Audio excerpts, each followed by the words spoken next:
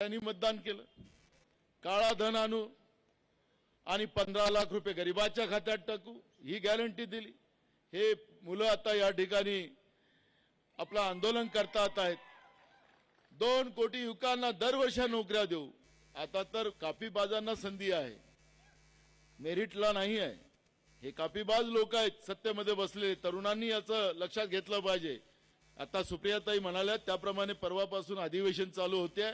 या सरकारला तुमच्या प्रत्येक प्रश्नाचं उत्तर आम्ही विचारू आणि या सरकारमध्ये जे कोणी अधिकारी या सरकारच्या इशाऱ्यावर काम करत असेल त्या सरकारला आम्ही सांगू यांच्यावर कारवाई करा, नाहीतर तुमचा सहभाग याच्यामध्ये आहे। आणि इतके बदमाश अधिकारी हे महाराष्ट्राच्या इतिहासात कधी नाही। त्यांनी पण नोंद घेतली पाहिजे की हे सरकार हे थोड्या दिवसाचंच राज्याचं सरकार आहे, केंद्रातलंही सरकार थोड्या दिवसाचं आहे। इथं आमच्या मुलांना अगर आंदोलन करायचं असेल तर इथले पोलीस परवानगी देत नाही। म्हणजे काय लोकशाही राहिली का तानाशाही सुरू झाली या ठिकाणी? आणि लोकांना आपल्या हक्काची मागणी करण्यासाठी रितसर अगर अर्ज दिला तर त्यांना आंदोलन करू दिलं पाहिजे। पण पुणे शहरामध्ये आपल्या हक्काची लढाई लढता येत नाही, अशा पद्धतीचा पोलीस विभाग या ठिकाणी झाला।